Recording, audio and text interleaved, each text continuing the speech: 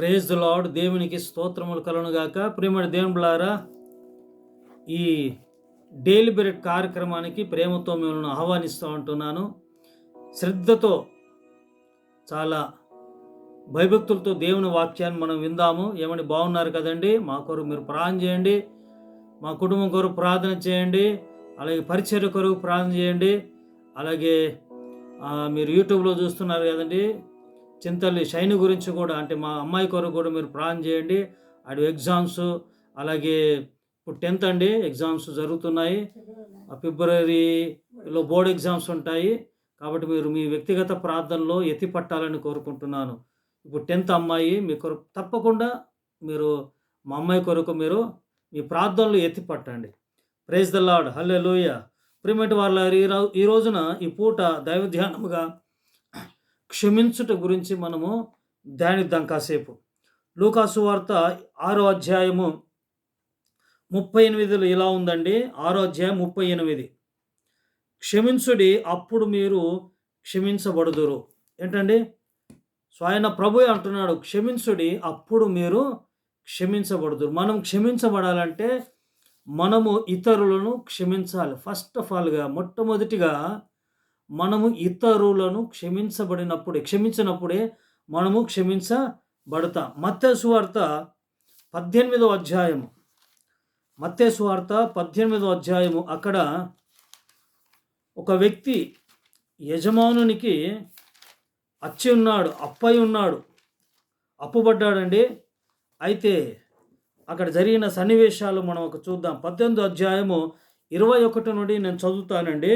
ఆ సమయమున పేతురు ఆయన వద్దకు వచ్చి, ఇక్కడ ఎన్ని మారు ప్రభువా, నా సహోదరుడు నా ఎడల తప్పిదం చేసిన ఎడల నేను ఎన్ని మారులు అతనికి క్షమిపోలను? 7 మారు మట్టుక అని అడిగాను. అందుకు యేసు అతనితో ఇట్లా, నేను 7 మారు మట్టుకే కాదు, 70 ఏళ్ళ మారుల మట్టుకని నీతో చెప్పుచున్నాను. కావున, ఇక్కడ చూడండి, శ్రద్ధగా వినండి. 23. కావున పరలోక రాజ్యం తన దాసుని యొద్ద లెక్క చూచుగోరిన ఒక రాజును పోలి ఉంది. ఏమండి? లెక్క చూసే ఒక రాజును పోలి ఉందంట పరలోక రాజ్యం. అయితే ఇక్కడ ఏంటంటే, శ్రద్ధగా గమనించండి. 24. అతడు లెక్క చూచుకొని మొదలుపెట్టినప్పుడు అతనికి 10,000 తలాంతులు అచ్చియున్న ఒకడు అతని యొద్దకు తేబడెను. 10,000 తలాంతులు అచ్చియున్న అప్పుబడ్డ ఒక వ్యక్తి ఈ రాజు యొద్దకు తేబడ్డారంట కదండి. వింటున్నారా? రాజు యొద్దకు 10,000 తలాంతులు అచ్చి ఉన్న ఆ వ్యక్తి, అంటే అప్పు చేశాడు, బకాయి పడ్డాడు, అప్పు చేశాడు. అప్పు చేసిన వ్యక్తి రాజు దగ్గరకు తేబడినప్పుడు, అప్పుడు ఆ వ్యక్తి, అంటే అప్పు చేసిన వ్యక్తి ఏమంటున్నాడంటే, చూడండి 25లో, తేబడెను. అప్పు తీర్చుటకు వాని యొద్ద ఏమీ లేనందున వాని యజమానుడు వాని భార్యను, పిల్లలను, వానికి కలిగినది యావత్తును అమ్మి అప్పు తీర్చవలనని ఆజ్ఞాపించెను. ఏంటండి? వాని యజమాను వాని భార్యను, వాని భార్యను, పిల్లను, వానికి కలిగిన యావత్తును అమ్మి, మరి ఇప్పుడు 10,000 తలాంతులు, ఇప్పుడు వాడి కాడ స్తోమత లేదు. అయితే ఏంటంటే ఇవన్నీ అమ్మేసాయి. వాడికి కలిగి ఉన్న యావదాస్తే కూడా అమ్మేసి, భార్య, పిల్లలు, వానికి చూడండి ఎంత ఘోరంగా ఉంది చూడండి. అవన్నీ అమ్మేసంట అప్పు తీర్చమంటున్నాడు. అయితే కాబట్టి ఆ దాసుడు అతనితో సాగిలపడి మ్రొక్కి, నా ఎడల ఓర్చుకొనుము, నీకు అంతయు చెల్లింతునని చెప్పగా, ఆ దాసుని యజమానుడు కనికరపడి వానిని విడిచిపెట్టి వాని అప్పు క్షమించను. ఏం చేశాడండి? క్షమించేశాడు. ఫర్గివెన్ అంటే అప్పును ఏం చేశాడు? క్షమించేశాడు. ఇతడు చేసింది ఏంటి అని అంటే, ఈ అచ్చి ఉన్న ఈ వ్యక్తి ఏం చేశాడు? రాజు ఎదుట ఏం చేశాడు? సాగిలపడి మ్రొక్కాడు అనమాట. క్షమించ అయ్యా, కొంత నాకు సమయం ఇవ్వు, ఓర్చుకో అయ్యా, నీకు అంతే, నేను 10,000 తలాంతులు అచ్చి ఉన్నాను కదా, అప్పుపడ్డాను కదా, అని తీర్చుకుంటాను, కాస్త ఓర్చుకో అయ్యా, కోర్చుకో అంటే సాగిలపడి అతన్ని చూసి అయ్యో పాపం భార్య పిల్లల పరిస్థితి ఏంటి? అప్పటిదాకా అది వరకు ఏమన్నాడండి? అది వరకు ఏమన్నాడు? అంతకుముందు ఏమన్నాడండి? అమ్మేసి భార్య పిల్లలను వాడు కలిసిన వాడిని వాడు కలిగి ఉన్న యావదాస్తి అంతా కూడా అమ్మేసి అప్పు తీర్చమన్నాడు. కానీ ఎప్పుడైతే సాగిలపడి నన్ను క్షమించయ్యా అయ్యా ఓ కాస్త ఓర్చుకో ఆయన ఎప్పుడైతే బ్రతిమిలాడాడో, సరేలే పో నీకు సమయం ఇస్తాను, ఓ సంవత్సరం ఏడాది మట్టుకు నేను సమయం ఇస్తానని పంపించలేదండి. అక్కడ ఏం చేశాడంటే అప్పు అంట క్షమించేశాడంట, మాఫీ చేసేసాడంట. ఎంత పెద్ద మనసు చూడండి. జస్ట్ సాగిలపడి అడిగినందుకు క్షమించబడ్డాడు. అప్పు ఇక నువ్వు కట్నం తీర్చనవసరం లేదు, క్షమించేశాడంట.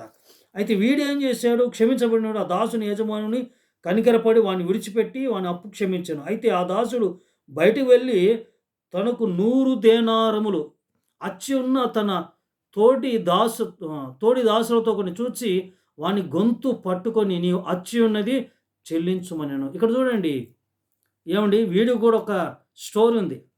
వీడు కూడా అప్పు ఇచ్చాడంట. వీడు కూడా ఎవడికో ఒక్కొక్కడికి అప్పిచ్చాడు. ఎంత అండి? 100 దేనారులు 100 దేనారులు అప్పుకి ఇచ్చాడు. అప్పు ఇచ్చిన వ్యక్తి ఏంటండి, అప్పు తీసుకున్న వ్యక్తి కంటపడ్డాడు. కంటపడితే ఏం చేశాడండి?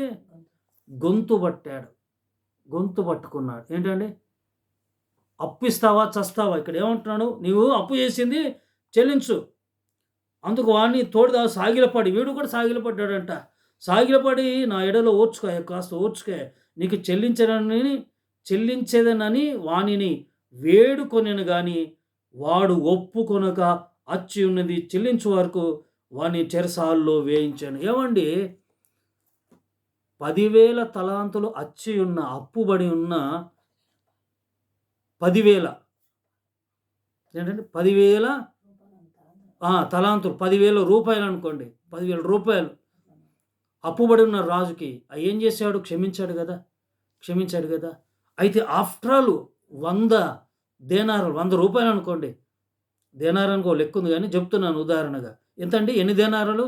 100 దేనారాలు. ఆఫ్టర్ ఆల్ 100 10,000 ఎక్కడ, 100 ఎక్కడ? ఆఫ్టర్ ఆల్ ఒక 100 దేనారాలు అతను నీ కాడ అప్పు తీసుకున్నాడు కదా. మీ రాజు నేను 10,000 తలాంతు 10,000 దేనారాలు 10,000 రూపాయలు 10,000 అంత గొప్ప అమౌంట్ను విషయంలో నిన్ను క్షమించక ఇవ్వమాకు వెళ్ళిపో అని నిన్ను క్షమిస్తే ఆఫ్టర్ ఆల్ 100 దేనారాల విషయంలో గొంతు పట్టుకొని చెరసాలలో వేయించావే. ఇది ఎంత న్యాయం? ఎంతవరకు న్యాయం ఇది? ఏమండి, ఎంతవరకు న్యాయము? ఏమన్నా వింటున్నారా? ఇది 35 వచనంలో ఉంటుంది.